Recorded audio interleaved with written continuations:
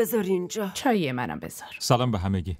سلام عزیزم. سلام. بسم الله بسم الله. قربونت برم.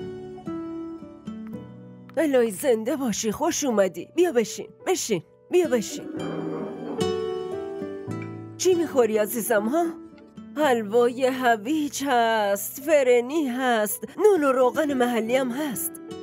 نه مادر جان، فقط یه تخم مرغ. ها؟ پسر کی تخم مرغ میخوره؟ ببین اینو خودم برات پختم. هوری جان تو بخور، بابات خیلی دوست داره دخترم. مادر جان شما به هوری گفتین که پدرش چقدر زنگ زده؟ میگم حالا تازه اومده، بذار یه چیزی بخوره. دخترم صبحانتو خوردی؟ یه زنگ به خونه بزن باشه؟ مادر جان میگم راستش من یاد عمو و زنمو که میافتم خیلی دلم میگیره.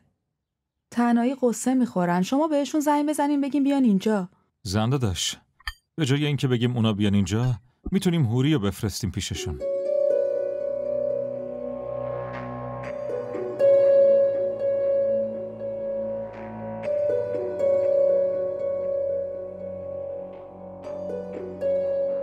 منظورم اینه من که دارم برمیگردم. اگه هوری میخواد بره خونشون بمونه، میتونه بره. تو کجا داری میری؟ خب داداش، من دارم برمیگردم دیگه. هنوز ترم آخرم مونده. یعنی الان باید بری؟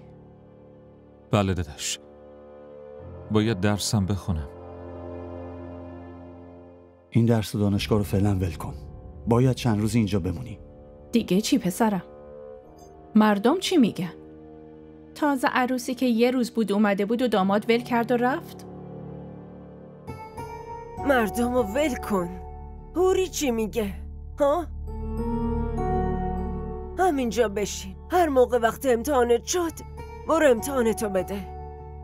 ولی آخه مادر جان اینطوری که نمیشه. اینطوری هم که تو میخوای نمیشه. مامان. پسرم مادر جان درست میگه. جالب نیست اینجوری بری.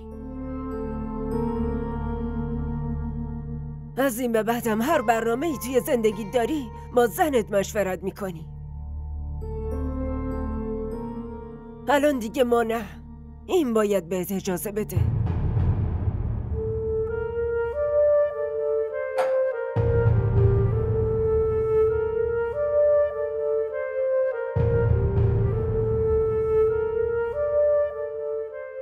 این لباسا رو ببر تو اتاق من. حواستم باشه خرابشون نکنی یه وقت. چشم مادر جان. آره، شالا رو درست بذار. دخترم. شما صدام کردین؟ آره، بیا بگیر بشین پیش من دخترم. ببین میخوام یه صحبتایی بکنم. این شاهمیر شوهرت از بس بهش رسیدن و لوسش کردن خیلی بد شده. اگه یه موقع گفت میخوام برگردم به هیچ وجه اجازه نده. ولی مادر جان من چجوری میتونم نگهش دارم آخه؟ اون انقدر دیوونه است که میشه جلوشو گرفت دخترم. نه ببینید. نه گوش کن ببین چی میگم. چیزی که میخوام بهت بگم و همیشه آویزه گوشت کن.